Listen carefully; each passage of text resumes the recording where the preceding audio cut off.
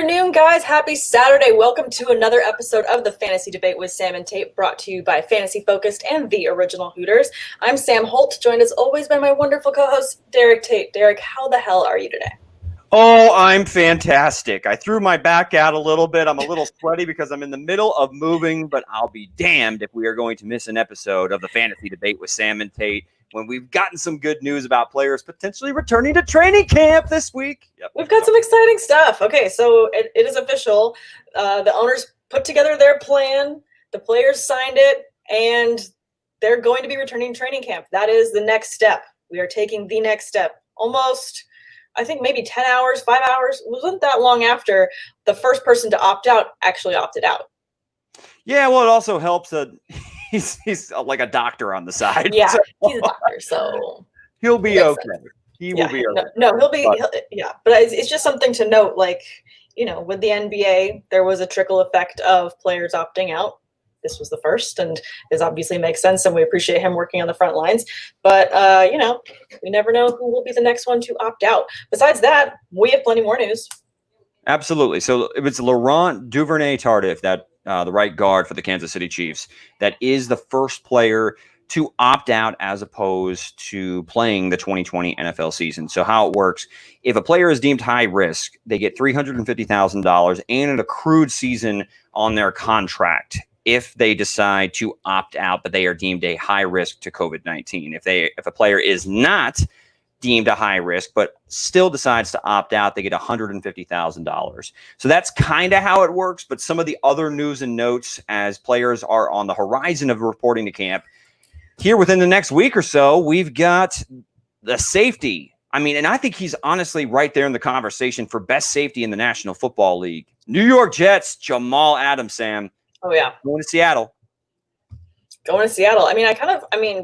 I play IDP in one league, and it is a move that, you know, it turns my head. I'm interested. I want to see what he's going to do there. So that's an exciting move. But, you know, I feel like he wasn't he the guy that was complaining a bit, wanting a trade? Yeah, I mean, it's kind of like it's been like a 6 or 7 month contract dispute that's been going on between Jamal Adams and the New York Jets. Mm-hmm. And really, I don't know what's the dispute. I mean, Jamal Adams is your best player. I think by a wide margin. I mean, why are you trying to play hardball with him?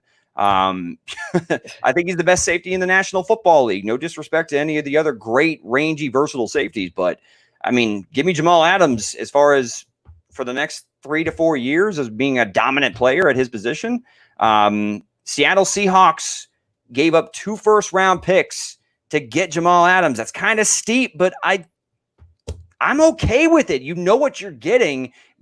As far as first-round picks, they're hit or miss a lot of times in the National Football League.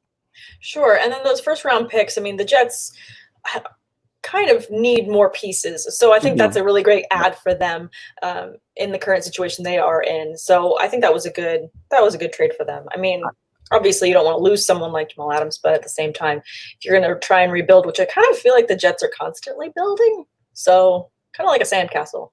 Maybe the wave just keeps taking players away. Yeah, I mean, it's weird because when you look at teams that are clearly trying to rebuild, the Jets are, I'm not going to say that they're complete trash, but they are a few pieces away. I don't think anybody has them in the conversation to win the AFC East. No, they need a few more pieces, and those draft picks will definitely help get them there. I wanted to bring up a dynasty trade of mine that what happened today because it was a monster. Right. Did you see the trade? I thought I'd text you. I put a text chain on you about it, but I can just go ahead and run it down real quick. To be fair, you put it in a text chain that had like 15 other text messages, so I will scroll to pull it back up. My bad. But please, I want to hear what this is. Okay, so I had in a super flex league, we play in this league, right? Dynasty super flex format, 12 team. Patrick Mahomes, I have that guy as the number 1 player in a super flex format.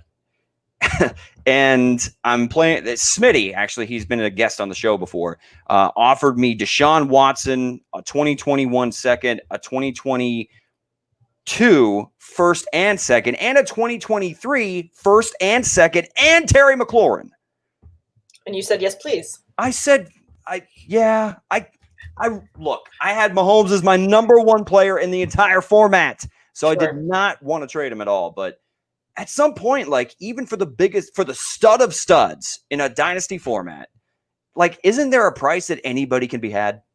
Absolutely. And I think that's something where, when you're building something for dynasty and people, I mean, I am guilty of this too. I always have like my guys. They're the guys that there's nothing you could even offer me and I will not trade them. But you have to Mahomes was that for me, but then but that's a great offer. Round picks and Terry McLaurin, a top 25 receiver. And that's what I'm saying. Like you have to be realistic too. That is a fantastic trade where you just got so much value that's going to play into the coming years. Plus Deshaun Watson is still Deshaun Watson. I mean, he's no Patrick Mahomes as far as volume and all that's considered, but he's an amazing playmaker. Terry McLaurin to seal the deal. I think that was fantastic. Yeah, so we got a couple people joining us live. Chris Cox going, ow! Yeah, same feeling as we are nearing training camp. Justin Lanero, what up, D? Tate has the voice of an angel, also the face for radio. Hey, man, I 100% agree. That's fantastic. I mean, that's why you're an analyst. That guy is a fantasy football ace of an analyst, and he's spot on with his assessment there as well. Thanks, guys, for tuning in. And if you guys have any questions as we're going through this ADP study about your fantasy teams, trades that are on the block, anything else, please throw them in the comments and we will answer them as we go through these things because we like to get off the rails. That's what we do here. We go off the rails all the time. Just don't get me on a tangent about somebody in particular. Don't mention Tyler Higbee. If anybody mentions Tyler Higbee or defames his reputation whatsoever, that's where I draw the line. Please don't do that. We're talking running backs today, so hopefully we won't go on to a Tyler Higbee rant. However, no promises. But as we go into this, we're using, oh my God, where am I? Fantasy Football Calculator for our ADP study on these things. So we're trying to keep it all off of the same ADP study place so everyone can go and be looking at the same ones because there's plenty of rankings out there, plenty of studies. So we are using the Fantasy Football Calculator for our ADP for reference. And for running backs, we're going to be going PPR. Absolutely. So, I mean, again, there's other fantasy football mock draft or ADP information. So, I mean, this is not the one-all be-all. Fantasy Football Calculator is a great resource, but also Fantasy Pros. I think Fantasy Pros does a fantastic job with their ADP as well. So take this all with a grain of salt, but that is who we're going to be using. And in fact, sometimes when we talk about this, I'll go ahead and bring up my screen to let you know exactly where people sit as of right now as far as the tool for PPR drafts. Please do. Yeah, go for it. Cool. All right. And then as we start, we're going to kind of go back and forth with our rankings too, just to begin with. We'll kind of run through them just to kind of kick the dirt off the tires and roll into these players as they go. So, okay, cool. So here we go. This is Fantasy Football Calculator. And what's funny too, I was looking at this because we did quarterbacks last week. So we did 2 QB format for ADP, which obviously shifted everyone. So now this is completely different now. It feels more like home. This looks real. This looks more normal to what I'm used to compared to others. Can you see it a little bit better now? I had to zoom in. That looks better. That looks better. But yeah, I feel like I'm a genius. I am a tech genius. Did everybody know that? Thank you. I know. No, but that's okay. Victor Jace is joining us. What up, Victor? What up, Vic? How's the Saturday going? It's going wonderfully. It is still sunny here in California. I got 2 first-round picks and Deshaun Watson and Terry McLaurin today. I'm in a fantastic mood, Victor. Thank you. Yes, Tate is glowing. Let's go through our rankings of our top 5 to start with, just to kind of kick the ball rolling, because I think that our number ones are probably the same when it comes to running backs. I've got Christian McCaffrey first. Are you going to shock me and not have CMC? No. We actually agree on something for one. We agree. All right, then I've got Saquon Barkley and Ezekiel Elliott and Alvin Kamara. Dalvin Cook is my 5th. Okay, so just flip 3 and 4 for us. I've actually got Alvin Kamara in a PPR ahead of Zeke. Because we saw the regression from when Zeke caught 77 passes in 2018, dropped down in 2019. Kind of figured that was going to be the case, and now you add CeeDee Lamb to the passing game. Do you see that's going to pretty much stay the same? Alvin Kamara in 14 games caught 81 passes for the 3rd straight year, and Kamara was really playing on a bum ankle for some of it. So that's why I give Kamara the nod. You're choosing between 2 right answers, but I will give Kamara the nod in PPR formats over Zeke at the 3 spot. Yeah, no, I think that's fine. I think that these top 5 are, I wouldn't say they're completely interchangeable, but I can understand arguments whether you have one higher than another going forward. And they kind of roll right off the board in this similar order for ADP when you're looking at just PPR straight format rankings. CMC is at 101, Saquon is at 2, Zeke is at 4, Kamara is at 5, and then Cook is at 6, with Michael Thomas going there at the 5th spot. Yeah, there's depending on whatever your league format is. I'm staying away from Michael Thomas in the first round. I find myself rather to take someone like Dalvin Cook, Derrick Henry, even the likes of when you get around Kenyon Drake, Austin Eckler, Aaron Jones, Joe Mixon, whoever fits your fancy. I like my team a lot better when I go running back early, as opposed to taking Michael Thomas in the first round. Of course, in PPR formats, he's going to go and he should go in the first round. It's hard for me to pull myself to take him over a guy that I feel confident at the running back spot. No, I think that makes sense. And I mean, one of the last drafts that we did, I took Michael Thomas in the first, and I loved my team at the back half. I did not like my team at the front half. It was like a mixed up mullet. It just did not fit right. Didn't sit well with me. So I'm definitely someone that likes to wait on receiver as well. I mean, we talk about it all the time, how deep the class is. But when we go into our draft strategy study with Fantasy Focus and the whole crew, you guys will get to hear more about why we do that. So, but yeah, I agree. I tend to want to wait on receiver. Let's roll into the next 5, going up to 10. You want to kick off yours? Sure. Yeah, I'm going to go. So I've got CMC, Saquon, Kamara, Zeke Elliott. I do have Dalvin Cook at 5, even though his contract holdout makes me a little uneasy. But all things considered, Dalvin Cook's had some durability issues, more so than Alvin Kamara, even though Cook had the better season last year. But I still got Cook at 5. Derrick Henry, he is the exception to the rule. I mean, he hasn't caught 20 passes in a season his entire NFL career, but he is just such a beast on the ground. He's a throwback, old school running back, and they actually gave him a multi-year extension. So obviously he got paid. He's happy. 7, I've got Kenyon Drake. This is the thing where, I mean, Drake seems to be a polarizing figure heading into this season. But man, when you saw what he was capable of doing in this air raid scheme with a lot of zone read RPO concepts, a lot of screen games. In fact, his average depth per target was negative yardage. It was behind the line of scrimmage, which is an anomaly. Weird. I don't even know how many times that's happened in NFL history, but Drake was so utilized in this offense that he saw, what was it, like 15 or more touches every single game, all 8 games as a Arizona Cardinal. Of like the 55 prior in Miami, he only had 15 games where he saw 15 or more carries or touches in general. If they use him as the bell cow and they got rid of David Johnson, what's not to like about Kenyon Drake in this offense? What's not to like? He sounds delightful. I understand. I know, that's my best self. So wait, you've got him at 6 or 7? 7. And then I've got Austin Eckler at 8. Okay. And look, Austin Eckler through the first 4 weeks without Melvin Gordon playing was the running back 1 in PPR formats. People like to ignore that. People like to overlook that. And I get that Phillip Rivers is no longer in town and is going to be checking it down all day, all night. But Eckler is the main back. I mean, I'm not scared of Justin Jackson. I'm not scared of Joshua Kelly. Eckler is a PPR machine. Caught over 90 balls last year with Melvin Gordon playing over half the season. So the job is his now. So what's not to like about Eckler in PPR?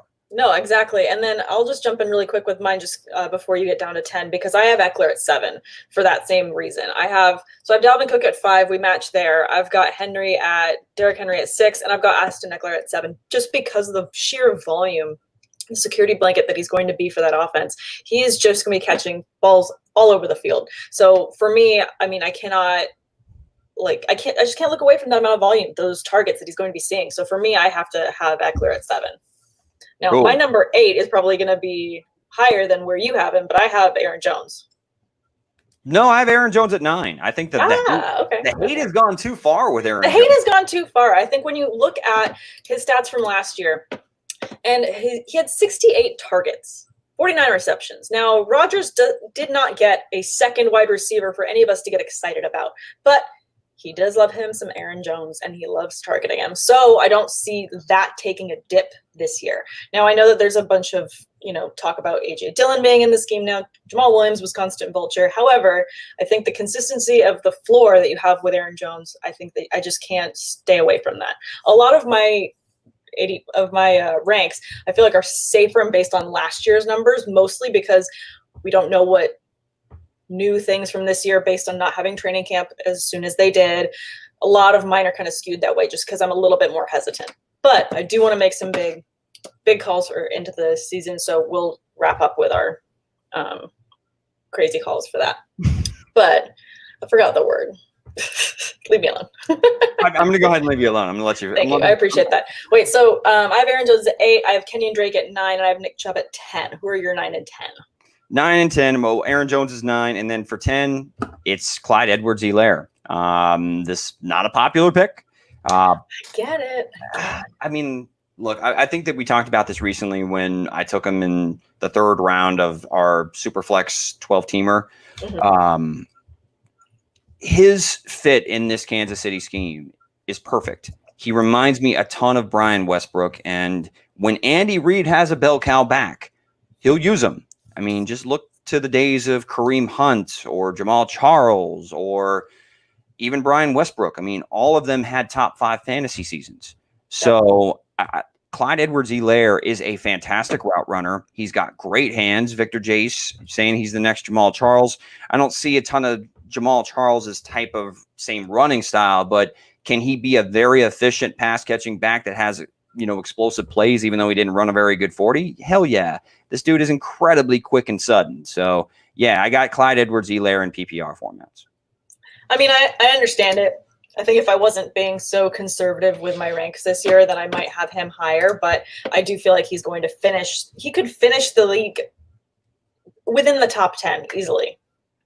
I just don't. I'm also, even though Damian Williams has done a very nice job with his opportunity, mm-hmm. I feel like they tried to give that job to Shady last year, Shady McCoy, mm-hmm. and McCoy just wasn't the same player. And, if Damian Williams is his only competition, I think Clyde Edwards-Helaire is the better player and the better fit in the system. Absolutely. So let's roll through where they're at on Fantasy Football Calculator. So Dalvin Cook at 6, Derrick Henry at 7, Joe Mixon at 8, mm-hmm. Which for me is a little bit high for Mixon, but I get it. I feel like a couple of these are just circling around the same thing. I don't hate it, but I do like the idea of Mixon being able to get a lot of targets from Joe Burrow this year, and I feel like he's just going to be slinging it a lot. I have Mixon at 11 in my rankings, so it's not that far off, I guess. And then we got Kenyon Drake at 10 and Josh Jacobs at 11. So I've got. It's funny because then I'll just run down my next 5 real quick. I've got Joe Mixon, Josh Jacobs, Nick Chubb at 13, Miles Sanders at 14, and Todd Gurley at 15. Josh Jacobs and Joe Mixon in particular Nick Chubb and Miles Sanders. It's like I see all of them being high upside, like running back twos that could potentially, if the chips fall the right way, they could finish as like a top 5 back. You know what I mean? Like they all have that type of similar upside. So if anybody has like a strong case for Josh Jacobs or Miles Sanders or Nick Chubb, I'm not going to get upset. Like I'm not going to like tell you, oh, your logic is completely flawed. Like no, they're all damn good backs and they're all damn good players. It's just when I'm looking at, I'm clearly going with the exception of Derrick Henry, I'm going a lot with players that have a nice PPR floor to trust. Sure, I get that. So my 10 was Nick Chubb. My 11 is Joe Mixon. 12, I have Josh Jacobs. 13, I have Miles Sanders. 14, I have Chris Carson. And 15, I have Clyde Edwards-Helaire. But looking at these next ones that are on the Fantasy Football Calculator here, we've got Nick Chubb at the 13. He's listed there at the 112 pick. And then Miles Sanders. And then down at 204, I see Austin Eckler. Now, to me, when I see something like that, I would rather have Austin Eckler over Miles Sanders. The price tag, again, the price tag for me for Austin Eckler, we're both in agreement. Like if we can get him at the 204 in a 12-team draft, I'll take that all day. Even if that's the one scenario that I could actually like taking Michael Thomas is if I get him at the late first and it comes back around and Austin Eckler is sitting there and falls in my lap, or Aaron Jones. Jones at 206. As much as I love Clyde Edwards-Helaire, there's a reason why I have Aaron Jones just a tick ahead of him because, I expect touchdown regression is going to be in session in 2020, but he was still incredibly efficient and took the job and stayed incredibly efficient with his touches increasing. That doesn't happen for all running backs. So I really liked what I saw from Aaron Jones, and I still think he's going to be really the focal point of this offense. AJ Dillon, he's absolutely going to be. No, he is 100% going to be the focal point. I mean, he is going to be the 1B to the 1A that is Devontae Adams. I mean, that's not going to change. And Aaron Rodgers is not going to change that about the way he plays that. They're not going to change that in the system. It's going to go to Adams. It's going to go to Jones. It's going to go back and forth. And again, with that high floor that you have of targets and receptions that Jones can get in PPR, he's a great get, especially in the second round. I mean, if you're going to be doing the running back flip, you can get him at the turn and get someone else at the back half. So you could end up with Nick Chubb and then Aaron Jones. Again, it seems like everybody's trying to jump ship on Aaron Jones because they took AJ Dillon in the second round, AJ Dillon is not Jonathan Taylor. He's not Clyde Edwards-Helaire. He's not one of these guys that, I mean, he's talented, sure, but I just don't see him as that immediate guy that's going to take over a job. I kind of liken it to, you remember when Drew Brees had a down year? I think it was like 2017 or something in that nature. Like he only threw like 23 touchdown passes or something. And they ran the ball incredibly well with Alvin Kamara and Mark Ingram. Mm-hmm. I mean, can that not be the case with Aaron Rodgers being an efficient quarterback, but not airing it out all the time? And then two productive running backs with Aaron Jones being the lead dog, similar to someone like Alvin Kamara, seeing more touches, more snaps, and still being productive in a productive offense. Sure. I just think the hate's gone a little bit too far on your boy. It's gone too far. It's too far. Let's be nicer to Aaron Jones. He won me my league last year. I've told that story like a million times, but dude was a beast. I cried when I won. I don't cry. I physically can't cry at like normal things, like, oh, sad movie. I don't cry. Like, anything else normal that people cry about, I don't cry. But football. See, like the season before that, Aaron Jones ripped my heart out because in the semifinal round, he played with the Chicago Bears and got injured and didn't finish the game. So he had one of those games where he got 3 carries and he basically put up a goose egg on your fantasy squad.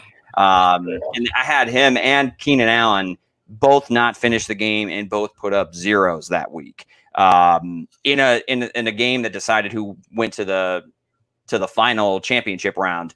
So, I mean, I was a little jaded, but still very high on Aaron Jones, but admittedly he ripped my heart out. So I'm glad it worked out for somebody. I mean, that happens to all of us. I feel like there's players that rip your heart out and then you just can't go back. Like it just makes it so difficult to turn it around and just be like, no, I'll take you. That's how I feel with Odell Beckham. I'm just like, no, I just don't want any part until you know what you are. I don't want any part until your team knows what you are and will utilize you the best way. I don't want any part. So I don't want to be heartbroken again. Speaking of not knowing what they want or what their situation is moving forward, I mean, obviously the coronavirus is going to have an impact on the NFL season in some form capacity, maybe a huge capacity. Todd Gurley is one of the few players that's actually spoken out and said that he doesn't feel very comfortable about the current health guidelines, protocols, and such. But right now, according to Fantasy Football Calculator, he's going right around the 24th pick. Right at the end of the second round or the turn of the third round. And I mean, obviously, if you go Michael Thomas early in the first round, I mean, Gurley looks like he's there in most cases. What do you think about Todd Gurley? His comments about the coronavirus, although valid, does that change your opinion on him whatsoever in his average draft position? Well, this is tough because I feel like on multiple podcasts, I've spoken so much love for Todd Gurley, and I'm really excited to see him in this offense. I feel like he has the potential to finish in the top 10 running back this year. He's got that capability to me. I don't feel like the knee is an issue. He's had the knee issue for a long time. I think he's excited to be in Atlanta.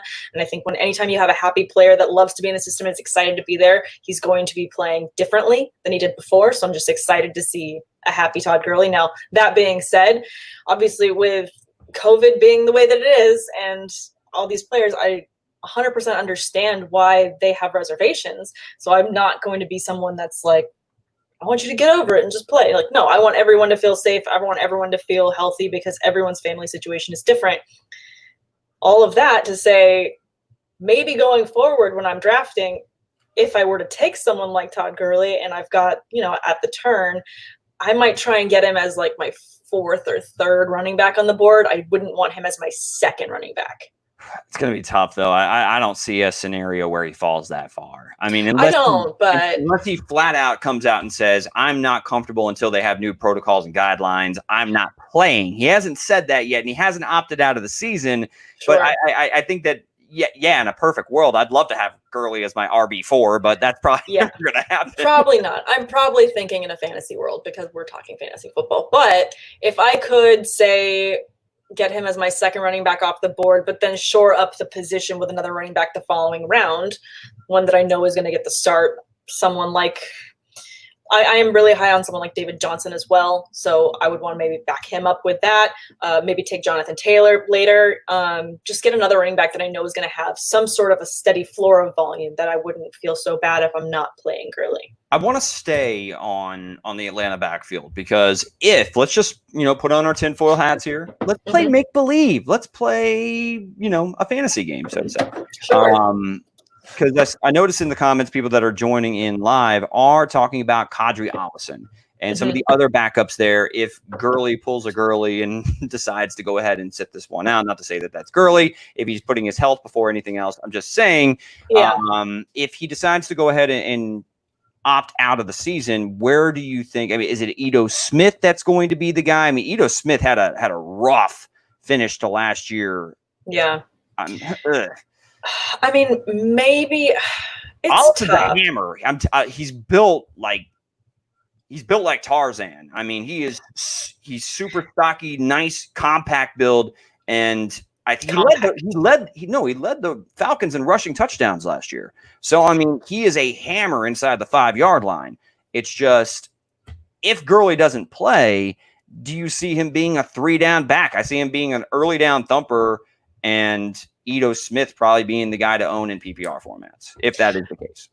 Yeah, I agree with that. I feel like Ito Smith is the guy in PPR formats that you want, and we're talking PPR right now with our ADP. So if I had to pick between the two for this conversation in particular, I would say I would rather have Ito Smith. But I do feel like there's going to be a lot of goal line work for Kadri Allison. So, I mean, just between those, I'd rather have them. I'm not taking Brian Hill. I spent too much free agency dollars last year, and I'm not going to fall for that again. No, sir. To you, sir, I say no. Or, ma'am. No. To you, ma'am, I say no with the Brian Hill. Do not break my heart again, Brian Hill. I spent way too much money on you. So right now, you're probably not liking Gurley at his price. You're probably passing at the 212 at the end of the second round, given that he's made some comments that potentially put some doubt or concern for his outlook for 2020. But we move on. James Conner is the next one on the list at 304. Then you get Leonard Fournette at 305, David Johnson at 306, and then Chris Carson and Lev Bell towards the end of the third round. I'm not going to call this the round of misfit running backs, but it does feel like feels that way. It kind of feels like, do you love any of these guys? If you had to pick, if you went wide receiver early on and say you ended up with like Michael Thomas and Devontae Adams or something crazy like that, you just couldn't pass them up where you got them. Yeah. Are there any of these guys that really stand out to you? I know you mentioned David Johnson before. I would 100% take David Johnson here. I think that's a great place that you can get him. I just feel like Deshaun Watson, we talked about him with the trade where you just got him. I feel like he is such an incredible talent of a quarterback that he can just extend the play. He knows how to utilize players in different ways. And I feel like David Johnson has a chip on his shoulder. And maybe it's not just like a chip. Maybe it's like a giant chunk just taken out of his shoulder that he needs to play this thing off. And he wants to, take his career to the next level. And I'm excited to see him take that opportunity with Deshaun Watson. So for me, of these guys, I'm probably highest on David Johnson. I do feel like James Conner is going to be great. Again, a whole healthy Steelers team. Please, for the love of God, please keep us all healthy. I love him this year as well. Of them, probably my favorites would have to be Connor, David Johnson there. I do really think that Chris Carson is getting slipped on a lot of drafts. I feel like he is not. People are forgetting about him, so I feel bad about that. But I mean, those are kind of my top. Are you preferring anyone like Leonard Fournette over any of these, or Lev Bell? Leonard Fournette scares the living shit out of me this year. The living shit. The living shit. Yes, and because he's not catching 70 passes again this year. No shot in hell. No shot in hell. Jay Gruden's in town, and he brought Chris Thompson with him. And I'm not saying Chris Thompson is going to have a breakout year or any crazy shit like that. I'm just simply saying that Fournette had 341 touches last year, and he scored 3 touchdowns. This team got worse. They traded A.J. Boye. They traded Calais Campbell. I mean, Yannick Ngakoue doesn't want anything to do with the Jacksonville Jaguars. So, I mean, this defense is going to be pretty bad, with an offense that looks like it's going to be subpar and throwing the ball all the time. And now you have a clear pass-catching back that's familiar with Jay Gruden's system, as opposed to Leonard Fournette, who just saw 100 targets out of pure sheer luck last year, I think, and lack of options. Now you have Chris Thompson, who's familiar with Jay Gruden's system. It makes me nervous that they also declined his 5th-year option. So I'm staying away from Leonard Fournette. It doesn't even look like the Jets want anything to do with Lev Bell. They never wanted to sign him in the first place. So, I mean, at the end of the 3rd round, 4th round, like, yes, it's okay to take him because the volume should be there. It just, these guys that teams don't commit to scare the living hell out of me. And David Johnson, it's funny you mentioned David Johnson because this offense, yeah, it's not, you traded away D-Hop, and people like to shit on the team for that. David Johnson did have an all-pro year, but it was back in 2016. It's been a long time. It's been a minute. It's been a hot minute. I will say this, though. Cooks, if healthy, is still a deep threat. Mm-hmm. And Fuller will be great for the times that he's healthy. 8 games. 8 games. Randall Cobb, they overpaid, but can still play in the slot. Mm-hmm. This offense is still going to put up points. The only thing I worry about with David Johnson is that Duke Johnson is just as gifted in the passing game, if not a better option as a pure pass catcher than David Johnson. But so of all these guys, I actually like Chris Carson the most. Okay. Connor too. Connor and Carson are the guys I like the most out of this bunch. Yeah, I like that. I get that. And then for my rankings, basically, I had at 16, I had Gurley, 17, I had Johnson, 18, I had Bell, 19, I had Fournette, and 20, I had Melvin Gordon, who I really want to talk about right now. I feel like I don't want any part of Melvin Gordon on any of my fantasy teams this year. Why? Just because, I mean, I know that he was able to compete with Austin Eckler in LA with the Chargers, but he just went to a situation where Philip Lindsay was doing just fine in that system. And it's going to be a more divisive running back by committee. Convince me otherwise, please. Like, I just don't feel like he's going to get the volume there that he was before. Well, the thing is that Melvin Gordon was still productive, even with Austin Eckler really having a role the past 2 seasons. In fact, prior to getting hurt in 2018, he was a top 5 fantasy back. I mean, Gordon can be productive in the right scenario. And believe it or not, even though Philip Lindsay is a quality pass catching option, Royce Freeman actually caught more passes than he did last year. Sure, but I mean, just the way that they added the weapons and the way that they're using Cortland Sutton, I mean, I just feel like this is going to be a very high pass situation offense, and I'm a little bit hesitant to see how Gordon fits into that. They've got Jerry Jeudy now. They've got KJ Hamler. They've got so many bodies to throw to. And I'm sorry, I'm excited about Drew Lock, but can he keep slinging it that much? Can he? I mean, did he really ever? I mean, we saw a small sample size for Drew Lock. Look, Lock is another guy that people love to go ahead and hitch their wagon to, saying that, oh, he's a breakout candidate. Like, he looked good. He had his up and down moments as a rookie when he got pressed into opportunities last year. Sure. I mean, there's some mouth to feed outside, like as far as pass catching options at wide receiver and even at tight end. Albert O, they drafted as well, and also Noah Fant. So, I mean, yeah, they've got nice weapons on paper, but ultimately, who's the back that's going to see the most carries and most touches? I believe it's going to be Melvin Gordon. If you believe it's going to be Philip Lindsay, then yeah, I can understand why the 311 right now is too high for Melvin Gordon. Yeah, for me, I think it's gonna be too high, and I'm just so hesitant because I feel like it's going to be too even of a split between Lindsay and Gordon, and I don't know if I trust how the Denver offense is going to play out. I'm excited to see. I feel like it's a wild card, could be amazing. I'm definitely want to hitch my wagon to the possibility and the upside. However, I'm feeling very hesitant. I've got my running foot back on, right there. I've got my foot on the brake. I'm riding the clutch. I mean, I'm not slamming that shit into the next gear. I mean, I'm as far as the hype train goes, I'm cautiously optimistic when it comes to the Denver Broncos offense. But I mean, it all hinges on if Drew Lock is a competent quarterback, and Matt Buck's what's in the cup for Tater. I mean, it's a little bit of Miller High Life. So I mean, look, I'm moving.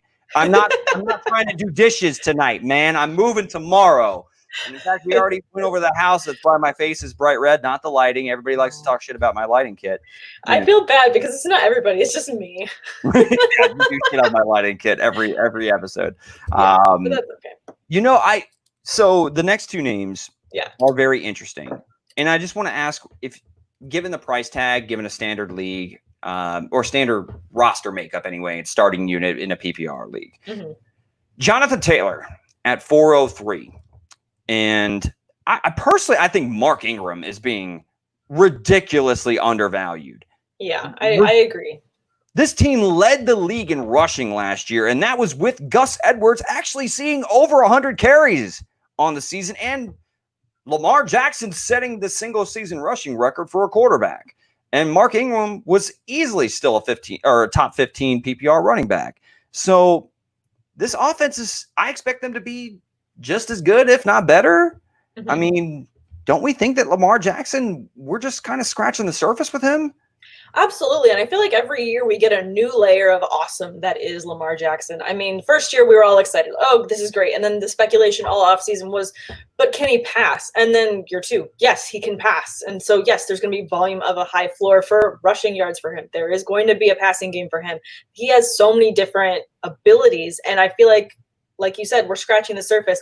This year, we can see a whole new type of Lamar Jackson, and I'm ready to eat it all up. I mean, it does kind of hurt me a little bit because I'm a Steelers fan. However, I love Lamar Jackson. Got to watch him when he was playing at Louisville, and I feel like he's a fantastic athlete. So I love seeing guys like him succeed and just have such amazing success. So I'm excited to see what he can do. And I agree. I feel like people are sleeping on Mark Ingram. I feel like he's a fixture in that offense, and I don't think that's changing. I feel like that's a bit high for me on Jonathan Taylor. I think and maybe this is just me being overly conservative with these, but I do like Jonathan Taylor. I just don't think that Marlon Mack is going to disappear into the woods and get lost. What also sucks about the Indianapolis backfield for this year is that Nyheim Hines is the best pass catcher of the group. Like, he's James White. Yeah. He's essentially the James White of this offense. And if there's a guy that I could see P. Riv checking it down to, it's probably Nyheim Hines on third down. And Taylor and Mack, and they're going to split a lot. They're going to eat into each other's work. They're still going to be productive because this offensive line, that's the part that makes me feel like it's justified to take them in the fourth round, because this offensive line is just straight beast mode, led by Quentin Nelson, the best offensive lineman in the National Football League. But yeah. And Taylor fits this offense pretty damn well. I mean, he's a downhill runner in a power run scheme. So it could be so great, but Mack undoubtedly does limit his ceiling for this year. So it's a little rich for my blood. If given the choice between him and Mark Ingram, I'd rather have Ingram, because when you talk about Lamar Jackson and all the issues that he creates for opposing defenses, what does that do? That opens up running lanes for a running back. Yeah. So, and we saw that last year with Mark Ingram, and I think that'll continue to be the case, even if J.K. Dobbins eats into what Gus Edwards' role was or expands upon it. Yeah, no, I agree there. And then the next two, we've got David Montgomery and Devin Singletary. Now, speaking of hate that's gone too far, I feel like Devin Singletary falls into that category of hate that's gone too far. With the addition of Zach Moss, I don't feel like I don't feel like Singletary's disappearing. I feel like this is great value for someone that's the number one running back. Even though I know that he's going to be a great rookie, I think that Singletary has this job. Do you see him running away with it? I see that Josh Allen is still going to be an issue inside the 5-yard line. Yeah. Allen's had two seasons in a row where he's rushed for 8 touchdowns or more. Like that's a problem. I mean, that's essentially Cam Newton. Yeah. That is essentially what he is he's a poor man's Cam Newton at this point in his career. So when it comes to Devin Singletary, though, he's going to be an efficient back that is the running back that's going to see the most touches between him and Zach Moss. The only problem is if they already came out and said they hope that Moss will be what Frank Gore's role was last year, which that may be coach speak, but Gore was the running back, whatever your thoughts are on it. And no matter how inefficient he was inside the 5, no matter how embarrassing it was, he was the guy that was the first choice at running back inside and goal-to-go situations. If they want Zach Moss to be that, and Zach Moss is a power runner, then there's probably going to be some games where Singletary has great yardage output, but no touchdowns. And I think that's, if you're okay with that, then yes, Singletary is a fine pick as your running back too with upside. It's just you're going to have some games where you're sitting there watching a Buffalo Bills game and they're inside the 5-yard line and Zach Moss or Josh Allen vultures Devin Singletary. You're going to have to be okay with that. Yeah, but I think that if you're going to be getting someone like Devin Singletary here, at the end of the 4th, you've probably got at least 1 to 2 other running backs on your roster, you'd hope. I mean, if you're going to be someone that's drafting running back heavy, so that's a fantastic, to me, like he's great for flex. Like at that value right there, I see that as flex. Singletary, if he's your running back 3, then that's golden. I mean, because if you do go running back heavy, which I think, by the way, not to sound off to everybody that I'm drafting against in upcoming fantasy drafts, but running back heavy is the way to go this year. There's so much value at wide receiver. There's so much value at quarterback later in drafts. And if you don't get Travis Kelce or George Kittle, then wait on a tight end. You'll be all right. Yeah, exactly. No, I think it's so funny that you say that, though, because I feel like a lot of times, I mean, we're all drafting together. We're all in different leagues together in different ways. And then, we've all got friends outside of, this Twitter sphere and this, fantasy football realm that don't maybe listen to everything. Maddie B. But, it's kind of like, here's how I'm going to draft in all of my drafts. Tune in. And then everyone's going to be able to snipe your picks. But you got to just, we gotta just be honest. I mean, it is what it is. I'm not gonna be unauthentic for the thousands of people that listen to our podcast just to throw up a smoke screen for the 100 people that I play with in a league. Yeah, exactly. You know what I think is the way to go this year? Just take 2 or 3 tight ends in the first 3 rounds, and you'll be set. You know what's also hot? Kickers. You should definitely take a kicker in the 4th round. Just Kelce in the 1st, Waller in the 2nd, and then definitely followed up with Higbee in the 3rd. Can we do like a joke pod where that way it's just in case people are like, hey, I need to just send people an episode that I'm playing against, and then that's the episode they listen to, and then it just messes up their draft? A bad advice pod, but not name it. A secret bad advice pod that, anyone else can send to people and be like, oh yeah, they totally know what they're talking about. And then they watch other episodes and they're like, this is the opposite. I'm down to do that. Actually, yes. Let's do that. We can do a secret one. People are on board. Let us know in the comments. I think it would be funny. So, I mean, other names in the mid-4th as we head into the 5th round, and we may split this up into 2 different running back ADP studies because there are so many running backs. There's a lot of information to try to take in all at once. But right now we're at 407 with David Montgomery, and Montgomery is another name that's kind of interesting. In PPR formats, I mean, Tariq Cohen's still there. He is, but Nick Foles is going to be the main quarterback now. So I feel like there's a little bit less risk. Still a competition, though.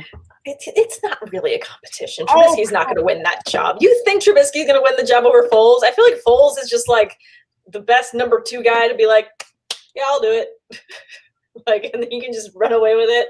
Like, he's not an amazing quarterback. I'm not saying he's that stellar. I'm just saying he's more consistent at like the job than Trubisky. All right, so we're talking about Big Phallus Nick, which apparently is Is that what Buck calls him? I don't remember. That is what Bucks calls him. I mean, we've decided to go ahead and censor ourselves and make sure this is a G-rated podcast. Bucks wants to join right now. Just yeah, let's send the link right now. Yes, I'll send a link, and then you can just keep talking about Big Phallus Nick. Yes, yeah. Talk about Big Phallus Nick. Oh no, I don't want to talk about Big Phallus Nick. I want to talk about David Montgomery. It's just the Bears' backfield. Look, this offense was a mess. No lie, no way to look around it. Trubisky's inconsistency, in particular, to start the season, really, poked a hole in the, gasoline of the hype train that was the Bears offense in the offseason. And Montgomery, though, if you look at the games where they actually gave him ample touches, I thought that he was productive with them. And I still think he can be productive if he is the lead dog. And I can't wait for Matt Bucks to join us here because it's going to be electric whenever Buckey joins us. But at that price, Montgomery is just fine. I think he's properly priced, and I think that he's a low-end running back too that gives you plenty of upside if this offense does click with either Mitchie T or Big Phallus Nick under center. I'm not talking about another man's phallus. My apologies. Oh my gosh, Victor J is saying, "Who is Shane Falco when you got Foles?" I mean, who would you rather have, Falco or Foles? Footsteps Falco? One will not drag the name through the glass that is Shane Falco. Do not speak ill of Footsteps Shane Falco. Footsteps Falco. I mean, what better clutch quarterback would you want for 4 games than Footsteps Falco? Is he the best fictional quarterback of all time?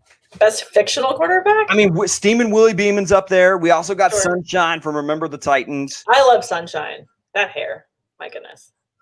I mean, you can also bring up Rev. I mean, the only reason Rev lost his starting gig was because he broke his hand. Sure, and then in the final game, he did have the winning play. So didn't he throw it to Sunshine? He threw it to fake 23 blast with a backside George reverse. Like your life depended on it. Fake 23 blast with a backside George reverse like your life depended on it. How did you remember that play? Yo, I love Remember the Titans. It's a great movie. I gotta watch that later. It's one of my favorite movies for football anyway. So, but anyway, so when we're talking about other running backs right around this area, this is where it gets a little thin. This is why I suggest going running back early, because you start looking at all of the receivers that are available. I mean, you're getting like T.Y. Hilton, Terry McLaurin. I mean, all these guys are fantastic in the 5th round. I'm happy with any of those guys as my running back too. But if you're talking about Cam Akers, who you're getting in the 5th round right now, Kareem Hunt, who is technically second fiddle to Nick Chubb. Mm-hmm. I mean, is that way too early for Kareem Hunt? I don't think that's too early for Kareem Hunt. I think that's great value for him. I feel like Cam Akers is a little bit too soon. When you feel like the Rams have said they're going to be going with the committee. So I don't feel like Cam Akers is going to fulfill a Todd Gurley role. He is going to be one of a couple guys, and they're going to use all of them. So to me, I would rather have Kareem Hunt of those. So you'd rather have Kareem Hunt, who is the second option in the Cleveland offense. Yeah. Which, by the way, they weren't a very good offense last year. I mean, I hate to remind everybody of this. No, we all know how bad they were, and I feel like I'm first in line at saying how terrible they were, and I feel guilty for all the calls that I made on them. However, I feel like the way that they utilized Hunt once he was in, I think it immediately created a solid floor for him. So we already know what he is there. We know what he is. I don't know what Cam Akers is going to be with LA. So, look, I understand they drafted Jedrick Wills out of Alabama, and they also signed Jack Conklin in free agency. So I completely understand why And not to mention, they had a head coaching change in Kevin Stefanski coming over from the Minnesota Vikings. And finally, Freddie Kitchens can't stand the heat. They got his ass out of the kitchen, finally. I mean, it's about damn time. But I understand he was a nice PPR option for the back half of the season after serving his 8-game suspension. But, I mean, come on. Like, a clear second running back in the 5th round for an offense that we don't feel that – I mean, I don't feel that confident is going to score inside the top 5 in as far as league scoring goes. I mean, I'm just saying I'd prefer him over Cam Akers there.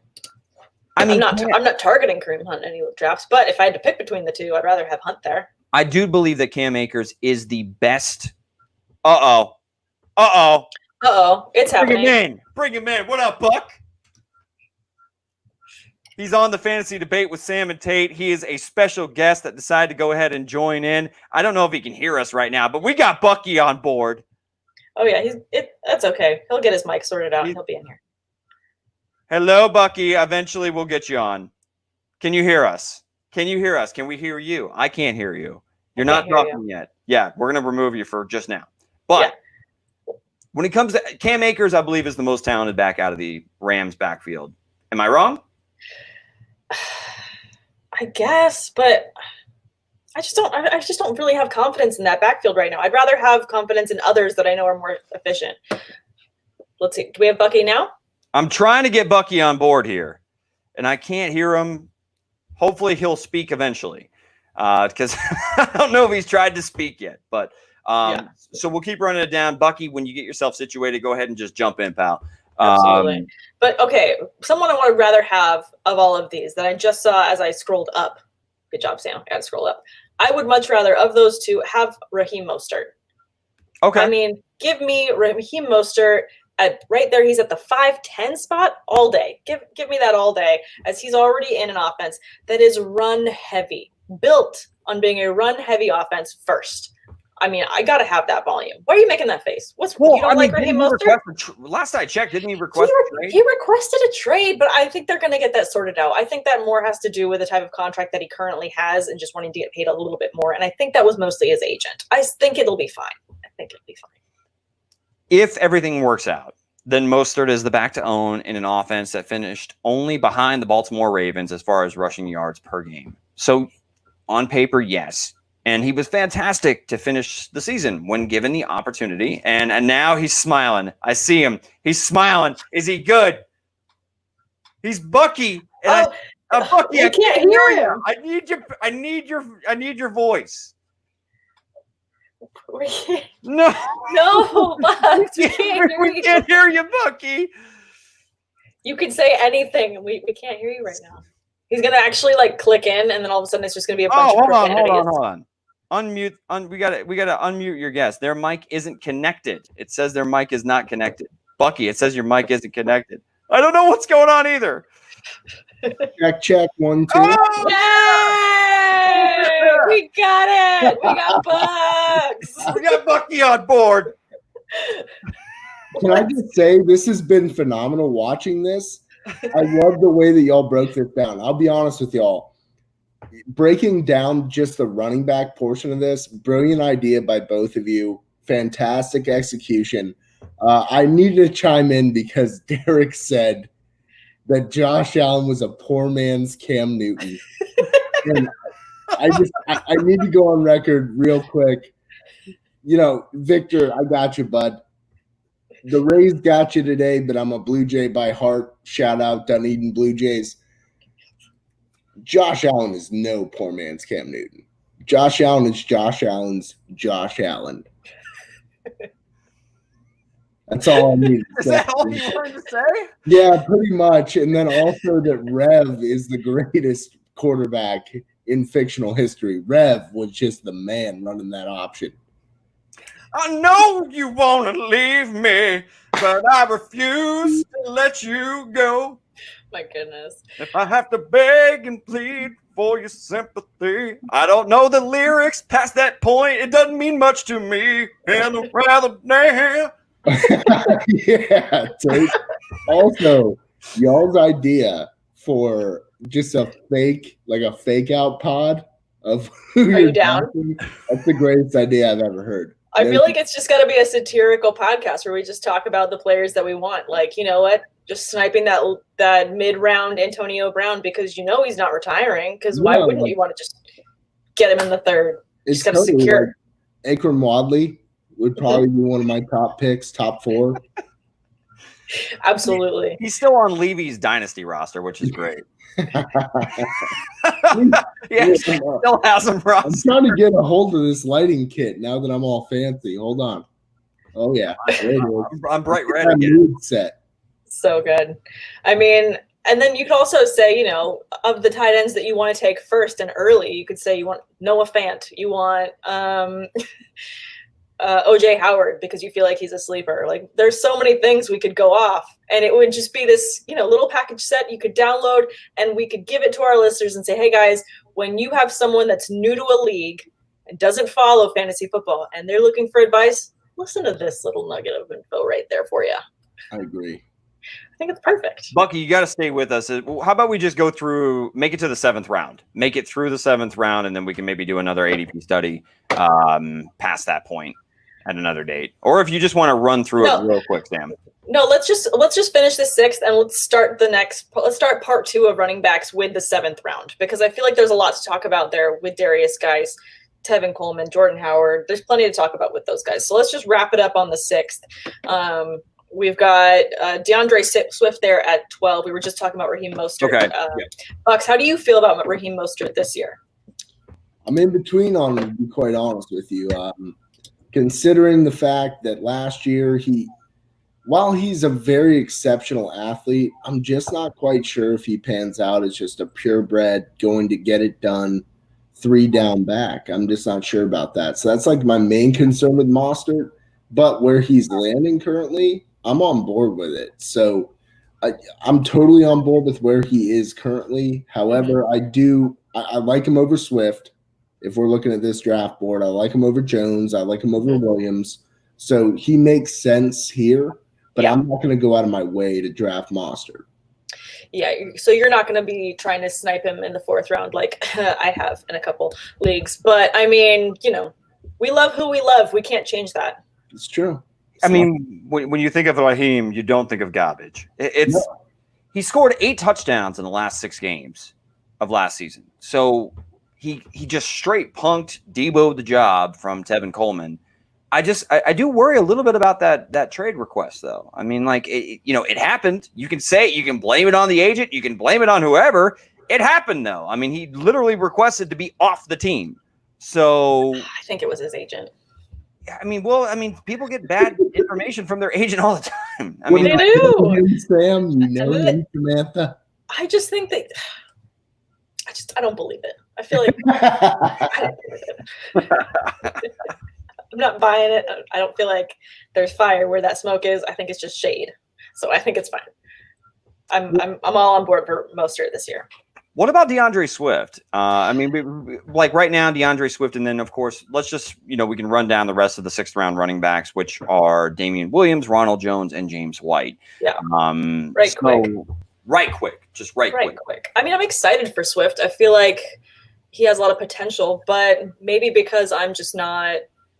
There are certain parts of the Detroit Lions that I want multiple parts of. I don't know that I want lots of parts of the running game. I have Swift on my rankings at 26, so I have him just after Mostert, which makes sense for where he fits here. But I don't know that I'm targeting him. Should I be targeting him? What do you guys think? I mean, how productive was Theo Riddick when the Lions were constantly playing from behind? Mm-hmm. And how often did Stafford target said Theo Riddick? Quite a bit. So I think that DeAndre Swift has all the pass catching capabilities and can pick up on that role, but he gives you a little bit more juice in the running game. He's capable of being a 3 down back. It sucks that he landed in Detroit with Kerryon Johnson.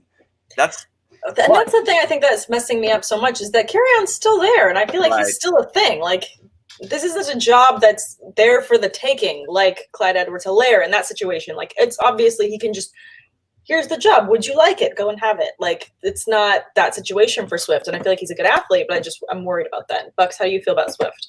I feel the same way, Sam. I think you said it best. You know, if he was going into a situation where it was just, hey, bud, you want this this nice bowl of clam chowder?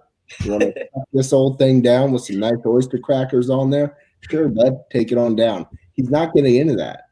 Yeah. You know, Kerryon Johnson has proven he's never going to be a top 10 running back, but he sure as hell could be a top 20 running back. And you combine those two forces in an offense where I really do feel like they're going to be playing from behind this year. I don't see great things out of DeAndre Swift. And honestly, I think this landing spot is too high for me to be comfortable at least. It sucks because I think that he's going to see plenty of volume in the passing game. And if you're asking me who I think the better pass catching back is between him and Kerryon, I do think it's DeAndre Swift. I do. I mean, and it's not disparaging Kerryon Johnson. It's just I think that DeAndre Swift is that good of a pass catching back. But the problem being is that it's just Kerryon's there, and they're going to see like a 50-50 split, and you're having to pay a premium in the 5th or 6th round to take a guy that is in a timeshare. Kerryon is my upstairs neighbor. In this scenario, they're just there. He's there. Like, and he tends to have people over on Fridays. You know what? They're going to go late. Does he hinder your production? No, because you're also partying too. So it's not like, it's inhibiting your ability to party. You just know he's also partying. Now, whether or not he's invited or you invite him and he's just like, oh, no, I had plans, but you hear he's partying upstairs. You know that he's there. It's my upstairs. It's like that. Do you join forces so you both can actually in unison party together? No, that will never be the case. You don't party with your neighbor? Kerryon Johnson and DeAndre Swift, too. They're never going to have good weeks the same week. I'm just kidding. I love my upstairs neighbor. She's too hard. But I'm just saying, like, she's Kerryon Johnson. She's Kerryon Johnson. We don't know that Bucks' upstairs neighbor is Kerryon Johnson. For the record, Eric. Breaking news. All right, let's finish up with these last three because I think we can kind of lump them together a little bit. But we've got Damian Williams, who we talked about a little bit earlier. I mean, will he see work this year? Yeah. Sure. But do you want him on your fantasy team? I would say probably not. At the 606, maybe, but no. I think he starts the year probably with the higher snap count, maybe the higher touch count. But once Clyde Edwards-Helaire gets up to speed, the job is his. Yeah. Then he's just there to polish shoes. I mean, Sam, don't tell him to get his shine box or anything like that. I mean, that's shit goes down when you say stuff like that. I don't mean it bad. Like, I know I'll knock on all the things. I don't wish ill on him at all or any of that. I shined my shoes 2 days ago. I'll never wear those shoes though. So you shine them, and what do you like? You frame them? I realized that I had shoe shine that was going bad. I actually checked like the expired by. I was doing like a root through my entire closet type of thing and throw out things that are too old. And I found this shoe shine that said it expired in June 2020. I must have bought it 5 years ago. And I shined my shoes up real quick. I won't wear them for, dog's age at this point. But they're shined up. Oh, my goodness. Hey, at least you're prepared. Now you're ready for it. Thank goodness. Thank goodness. Let's just talk really quick about Ronald Jones and James White before I get to Victor J's question, which I think is going to have to be, kick off our craziness to wrap up this episode of the Fantasy Debate. So quickly on Rojo and James White. I feel like James White at 6'12" is great value for someone that, I mean, depending on how Cam is in that system, he's going to see usage. Cam is always going to use his running backs. I mean, I don't hate that right there at the 6. I mean, we saw how Cam in 2018, a healthy Cam was using Christian McCaffrey. Yeah. I mean, White's not the same talent, but I mean, he's, as far as a pass catching skill set, more than adequate. Absolutely. So yeah, I'm fine with James White there. I'm not going any higher because we don't know. We don't know how healthy Cam is. We don't even know if he's not healthy. I don't even know if he wins the starting job. I expect him to. I expect him that he wouldn't have gotten a contract if he wasn't healthy. But that price tag is okay. I'm just not loving it. Yeah.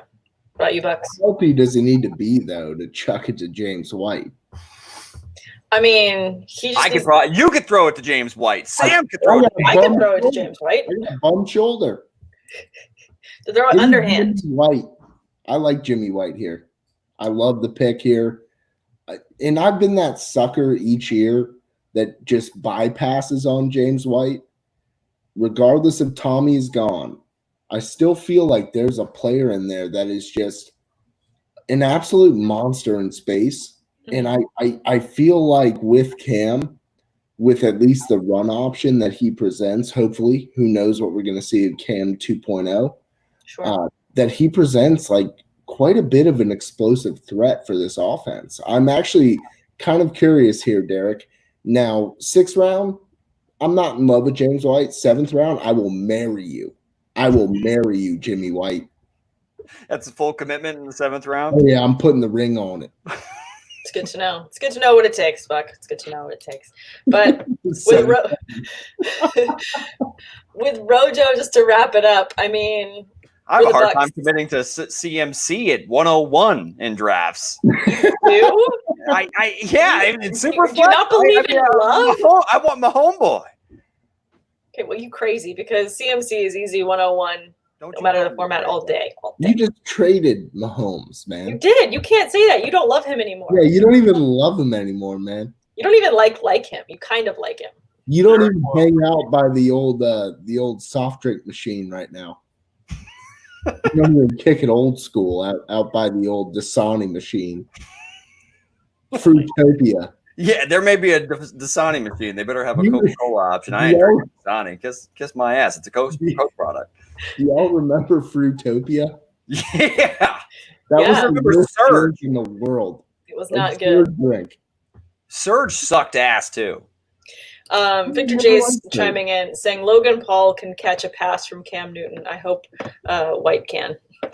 Oh God! I don't even know who's Logan Paul. Should I know who that is? I was not prepared to talk about Logan Paulson today. Wait, who's Logan? No. Is it Logan? Who's Logan Paul? Not Paulson. Logan Paul. I think he may have just. If Victor, if you abbreviated Paulson, then well played, sir. You're throwing us all a curveball. I think it's a tight end. Is that Jake Paul's brother? Like the YouTube kid? No idea. Those kids, I don't know. I'm telling you, those kids live the craziest lifestyle, like these YouTube and now TikTok stars.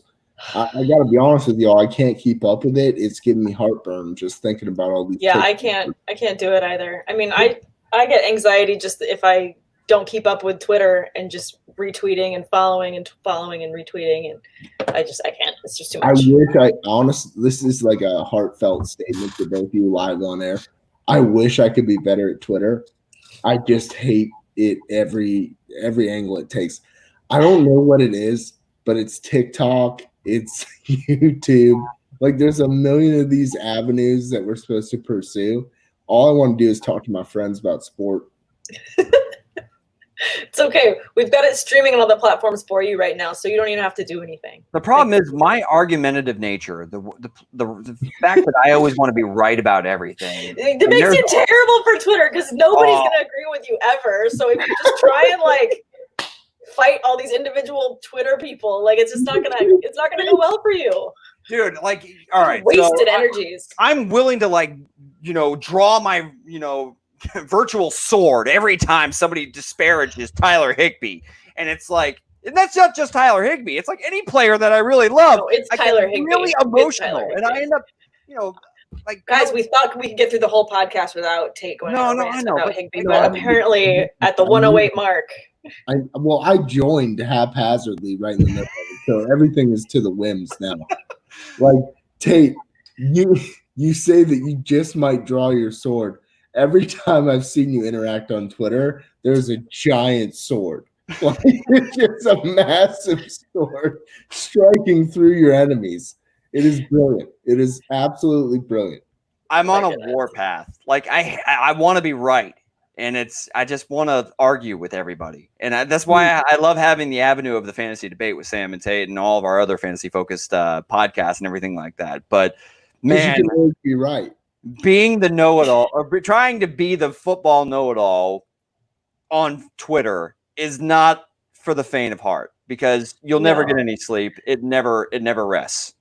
I mean, here's the only analogy that just came to mind that I think of when I see you go to battle on these people. It makes about as much sense as when you look at your dog that's sleeping and he's running because he thinks he's about to get the squirrel, but he's dreaming. So he's not going to actually get the squirrel, but you're like, oh, buddy, look at you go. You're trying. That's how I feel when I see you like a dog trying to catch its tail. You don't need to do it. You just get that squirrel, Derek.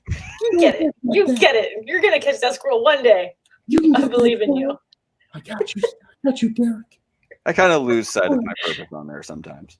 Okay, let's wrap this up with a couple of questions that Victor J's just posed to us, because they're fantastic. Pizza the day after, cold or reheated? Where are you? Buck, take this first. All right, so I temperature my oven to a cool 400 degrees, and I place my pizza slices on a nice stone pizza stone for a good 8 minutes, and I like a warm, reheated pizza there, Victor. All right. See, now I also like reheated pizza, but because I can't wait, I will eat a cold slice of pizza while I'm waiting for the other slices to finish reheating, so I can have pizza both ways. It's a great move. It depends on the pizza, though. I find myself, if I get like a fancy pizza, which maybe has some ricotta on it, a cold slice that has ricotta on it, fantastic compared to like your normal pizza. Derek looks confused over the ricotta. Well, I mean, because there's never leftover pizza around me. No, because you eat for everyone. Leftover pizza. I'm going to be Kelly's advocate here, and you need to start leaving your pregnant fiance her slices of pizza. Stop eating all the pizza. Agreed. Babe. Agreed, Sam. Babe, no, sorry. You're under attack now, Derek. I'm also sorry you can't drink for the next 5 months. My bad. So the very least you can do is leave her some pizza. Is that oatmeal? Like it? Is it really High Life? It looks like an oatmeal cup. Like it's because it's from like the gas station. Hey, where did you buy these cups? It is a High Life, but just poured into said cup. Why didn't you just drink it out of the bottle? Well, yeah, I guess I blew the cover here, huh? Well, yes. I mean, because said fiance said, well, when you're podcasting, isn't that a professional outlet? Shouldn't you be making sure that you're not, slamming drinks, with? She's like, hide it in a cup, and I just got called out on said cup, so I had to explain. Well, here's what I think. Is it a professional outlet? Most certainly. Yeah. But any professional outlet that you can have fun at, considering our friendship, come on. I know. What's the point of it? What's the point of it? It's Saturday night, and I'm feeling all right. Y'all let me bombard your podcast, which, by the way, was fantastic. Breaking down those running backs, both of y'all couldn't have done a better job. I possibly could have, but you both did a much better job than I at least think I could. And beyond that, I think it was the most professional thing I've seen in the world until I budged in. So that's okay, bud. Yeah. You're always welcome to barge into our episodes at any point. Please. I like to ooze professionalism at all times, so I just want to make sure that's clear and it's loud. I would love if every episode of the Fantasy Debate with Sam and Tate, we are just waiting for the Buckey appearance. Kind of like when you're watching Family Matters, you're waiting for Urkel. You're waiting for Urkel. That's the only reason you're watching the show. And but Bucks is way cooler than Urkel. No, I'm not. I love Urkel. I mean, he's kind of the mold and the medium between him and Stefan. Like, like when he goes like Nutty Professor type shit, and like when he and Stefan was a wild time. Yeah. Where was Family Matters going with that? Oh man, when Jaleel just took it to another level with Stefan, that was a crazy time in the Family Matters days. Teddy, what are you doing right now? Tell me Regis Philbin dies at 88, died? Are you serious? Yeah, that's really sad. I love Regis Philbin. Legend, man. He's 5'7", and good gracious, does he have a presence that is 6'4"? I agree. And it's What really was the sad. name? Like, Who Wants to Be a Millionaire? Is he really? Did he really pass away? That is so sad. I think I saw something right before we went live with his face. Oh Lord. He's a legend. He's a legend of broadcasting. Who Wants to Be a Millionaire? Yeah, Who Wants to Be a Millionaire? Yeah, I mean, like I always loved that show, and he did a fantastic job with it. Why don't we have that show anymore? I think they do. I think they do, but it's different hosts. It's not the same. It is not the same, and it will not be the same. But no. Respect to Regis Philbin. Yeah, legend in his own right, had a hell of a career, man, and probably had a great impact on a lot of people's lives. So damn, that is multiple people chiming in. That hits me kind of hard. Yeah, it does. It's a tough one to take, man. Nothing to say, but good memories from everything that Regis. Every time I came across something Philbin was involved in, I always enjoyed it. It was positivity personified. Oh yeah, just a smile. When you think of him, you think of a smile. That's what I always hope to bring on these positive podcasts full of professionalism, oozing professionalism. Just try and make people smile, make people enjoy, and Buckey makes people smile. That's for damn sure. No. Buckey makes people laugh. Buckey, I got to ask you one thing before we sign off here on the fantasy debate with Sam and Tate. Yeah, isn't it kind of odd that you're wearing a Blue Jays hat representing Dunedin, but you're a Bills fan, and now the great city of Buffalo has a professional baseball team for 2020. The Blue Jays Mafia is going to be out in full force. The table sales are going up in upstate New York. Hey, it's full send. We're going full send on the city of Buffalo. Toronto doesn't have a ball club anymore. It's Buffalo's team now. Shots fired. Them's fighting words. Look, Buffalo Bisons, they're very well supported, but I'm pretty sure that the fine folks of Buffalo are also lashed onto your Toronto Blue Jays, aka the Buffalo Bad Boys. That's going to be their new name, the Triple B. You talk about Triple D with Guy Fieri, Triple B, Buffalo Bad Boys. Oh my goodness. What's going to be coming through? Except tomorrow, I need the Rays to beat the Buffalo Bad Boys. And then after that, I want the Buffalo Bad Boys to beat the Red Sox, and I want them to beat the Yankees, and I want them to beat the Orioles. But besides that, that's all I care about is I want Buffalo Bad Boys to do their thing. You touched on my follow-up question. Now that they are playing in Buffalo for 2020, does your allegiance stay with Buffalo, seeing that you are a Bills fan over a Bucs fan, or are you going to stay with the Tampa Bay Rays as your number one team? Rays are number one. Okay. I love the Tampa Bay Rays. I love them so much. I love baseball. It's back. Look, my weekend is insane now. I actually can play golf in the morning and watch sports at night. It's great. My goodness. It's fantastic. What a novelty. We're back. We're back. Damn. These times are back. It's a magical time. We are getting Doug back. We're back. We're back. No. Go Jays. Now, Bucks, where can everyone find you? Because I feel like everyone needs to be following Bucks if they're not already.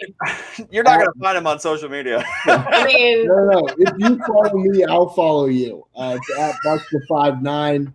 It's also I support Tottenham. You can probably see it in the background there. Oh yeah, talking Tottenham right there. I support Tottenham. You can find me at TT Podcoys as well. So Bucks59 or TT Podcoys. Thanks, Sam. Thanks, Derek. Perfect. There we go. Bucks59. I'm trying to create banners right now. Yeah. Gotta create hype for Bucks, guys. You gotta follow him. Thanks again for tuning in as we ran out of time really talking running back by committee ADP.